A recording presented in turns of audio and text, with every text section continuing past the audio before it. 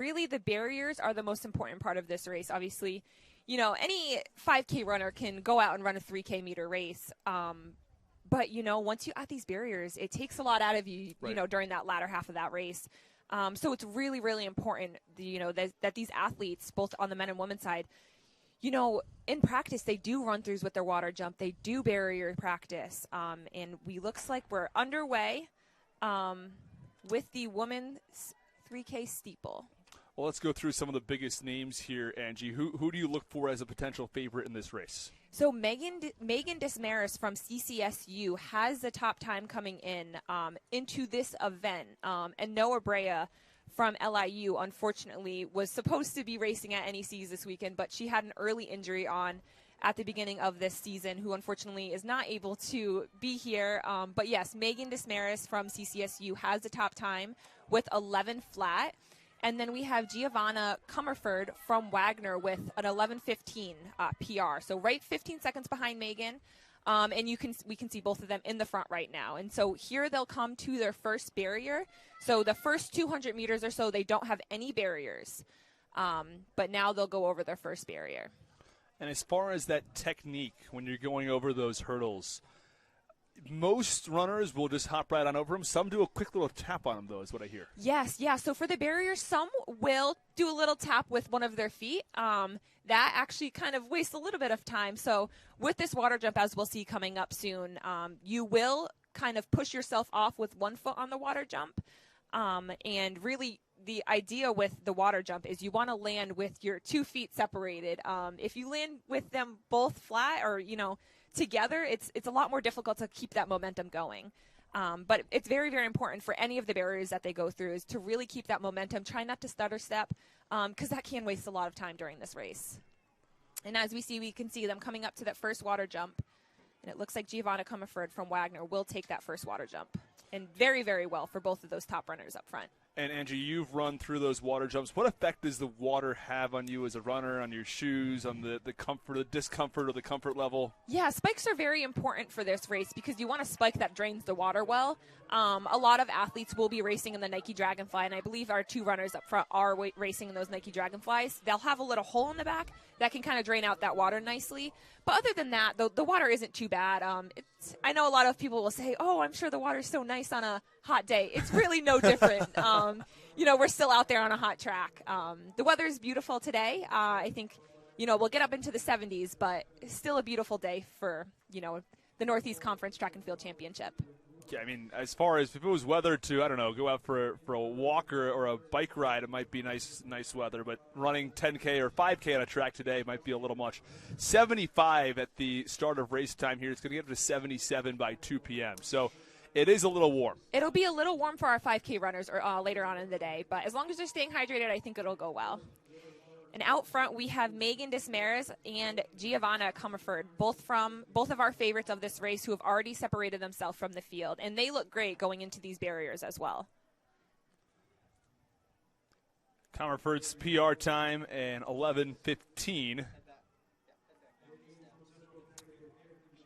And Dismaris at an 11 flat. The NEC Championship official record time is 10:35, set back in 2013. ECAC qualifying is sub 11. So as long as you get 10:59.99, it's good enough to get in. But yeah, 10:35 is a very honest time. That time can definitely get some athletes into the NCAA region for those NCAA before you kind of qualify for nationals. Right.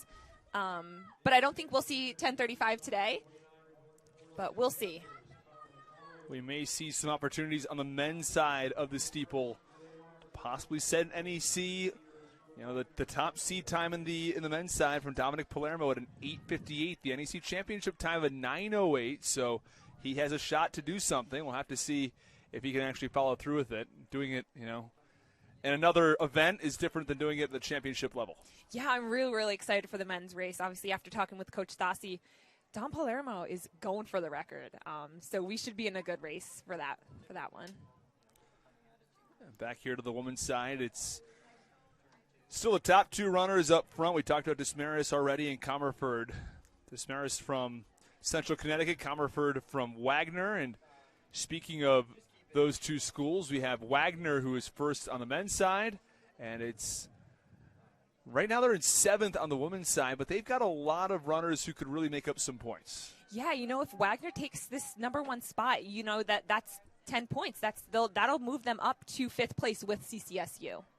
So it's a very crowded field in the women's side as far as the standings are concerned. You've got St. Francis, Stonehill, Merrimack, and Sacred Heart. They're all sort of bunched up together, and I think there's room for another school to possibly jump into that mix. I completely agree.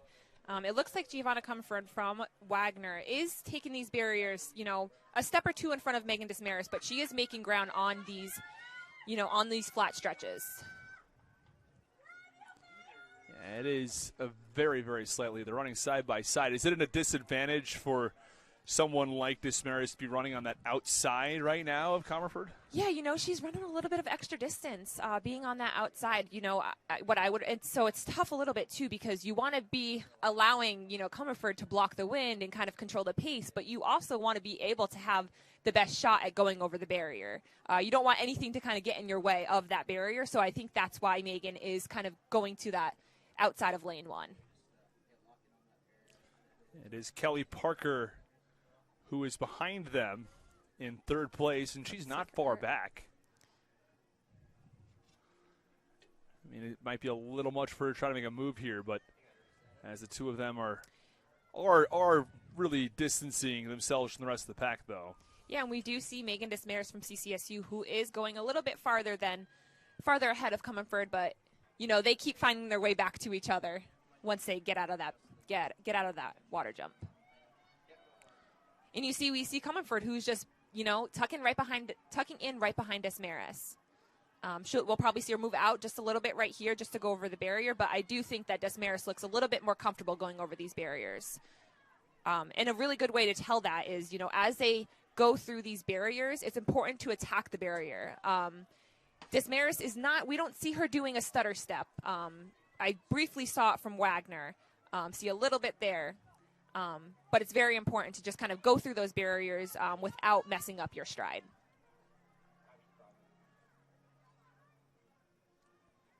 But we do see Desmarais pulling away from Comerford from Wagner. Certainly a move has been made by Desmarais to extend that lead over Comerford, and the question is Comerford just waiting, or is that at some point the gap becomes a little too long? We have a good reference here on the football field. It's about a 10-yard differential between the two of them. Yes, it is, and it's a little bit difficult when you have that gap, especially in a steeple, because you see obviously that athlete in front of you who is going over the barrier in front of you.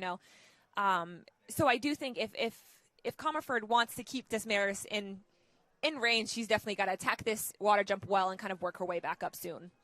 Because when they come back over to the finish, they'll have 2 laps to go, so only 800 meters.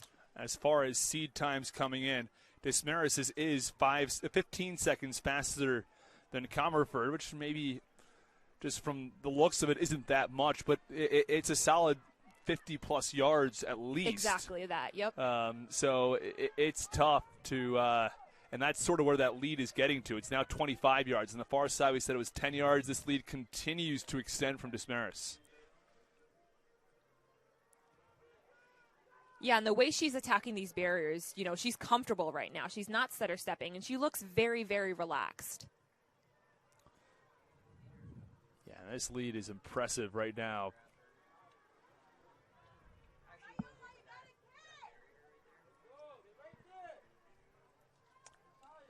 Right now it is still Desmarais in first, Comerford in second. A couple of runners from Sacred Heart to follow. It was Kelly Parker, who wears bib 135 behind her.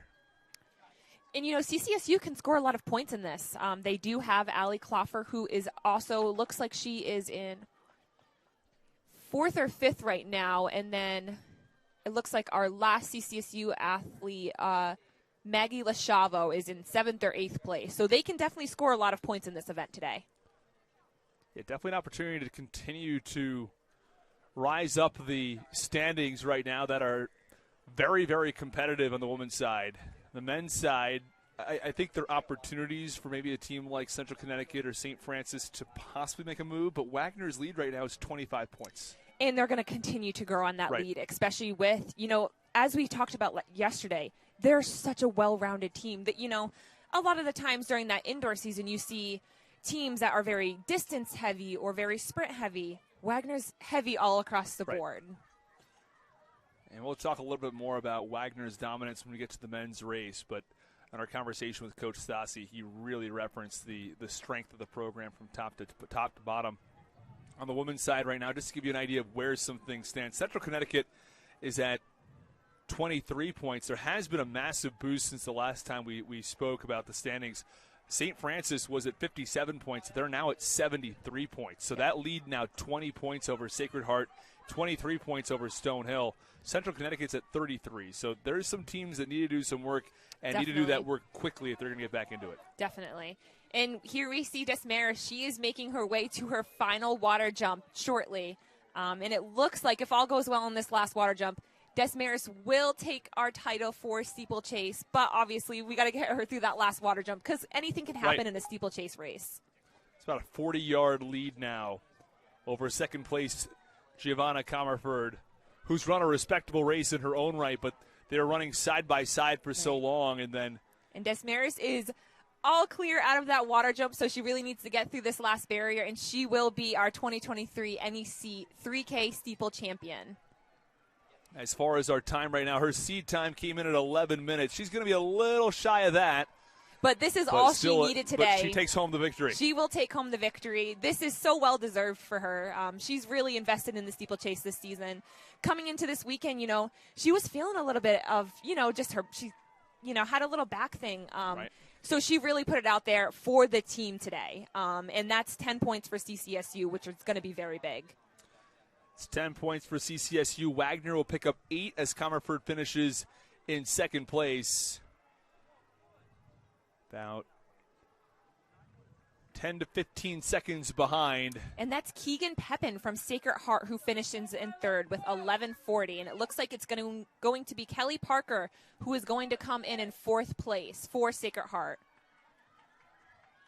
And I believe that's Viola Alash who will be finishing in fifth place. And then we have Maggie Cloffer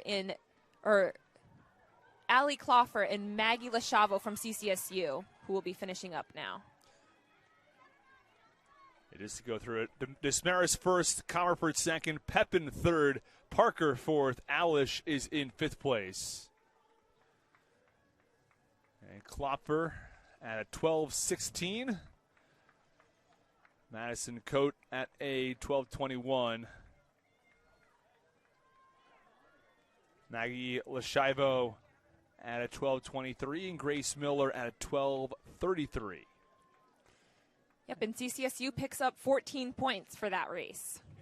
So that's starting off the day very well for CCSU. Right. You get 10 points for your win. You have Klopper picks up a couple more points. It's a successful first event on the track side for CCSU. Comes in with 33 points. That's 14 more points. They find themselves at 47, and now you're right back in that mix, at least for second place, and then you can start to chase after St. Francis if things go well down the stretch. Definitely.